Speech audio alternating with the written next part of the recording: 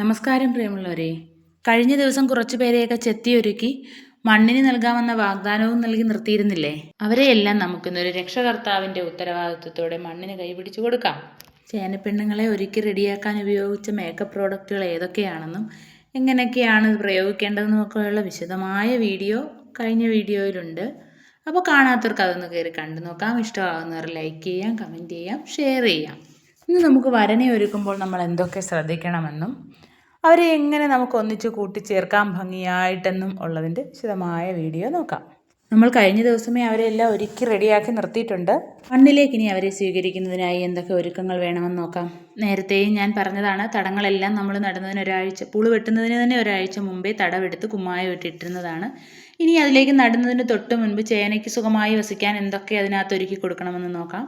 കുറച്ച് എല്ലുപൊടിയും കുറച്ച് ചാരവും പിന്നെ ചാണകം ഉള്ളവർക്ക് ആവശ്യത്തിലധികം ഇടാം, ഇല്ലാത്തവർക്ക് അതിനനുസരിച്ച് കുറച്ച് ചാണകപ്പൊടിയും കുറച്ച് സ്യൂഡോമോണസ് പൗഡറും, ഇത് കൃഷിഭവനിൽ നിന്ന് കിട്ടിയ സ്യൂഡോമോണസിൻ്റെ പൗഡറാണ് കേട്ടോ, ചേർത്ത് നന്നായി ഇളക്കണം.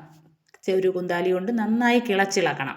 അപ്പോൾ നമ്മുടെ കുട്ടികൾക്ക് വസിക്കാൻ നമ്മൾ സുഗമമായ അന്തരീക്ഷം ഒരുക്കി കൊടുക്കുന്നത് പോലെ തന്നെ മണ്ണിൽ ആവശ്യത്തിന് പോഷക ഘടകങ്ങളെല്ലാം ഉണ്ടെന്ന് ഉറപ്പുവരുത്തി അവരുടെ പ്രതലം ചേനയ്ക്ക് ഇരിക്കാൻ തക്കവണ്ണം നന്നായി കിളച്ച് മൃദുലമാക്കിയതിന് ശേഷം ഓരോരുത്തരെയായി നമുക്ക് തടത്തിലേക്ക് വെച്ച് കൊടുക്കാം. നടുക്കൊരു ചെറിയ കുഴി പോലെ എടുത്തതിന് ശേഷം അതിലേക്ക് ഓരോ ചേന കഷ്ണങ്ങളും വയ്ക്കാം.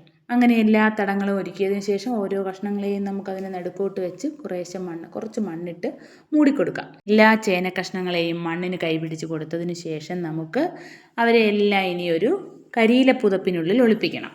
അവരെ പുതപ്പിക്കാൻ കരിയിലകൾ തന്നെ വേണമെന്നില്ല കേട്ടോ, പച്ചിലകളാവാം, വാഴപ്പോളകളും വാഴത്തടകളും ഒക്കെ ആവാം. യുവമിഥുനങ്ങൾ ഊട്ടിയിലേക്ക് ടൂറ് പോകുന്നത് പോലെ അവർക്കതിനകത്തൊരു തണുത്ത അന്തരീക്ഷം കിട്ടിയാൽ മതി എങ്ങനെയായാലും. അങ്ങനെ ചാരവും ചാണകവും എല്ലുപൊടിയും ചേർന്ന് തീർത്ത മെത്തയിലേക്ക് ചേനക്കഷ്ണങ്ങളെ സ്വീകരിച്ച മണ്ണിൽ നിന്നും ഒരു കുഞ്ഞിക്കാൽ നീണ്ടുവരുന്നതും കാത്ത് നമുക്ക് കാത്തിരിക്കാം.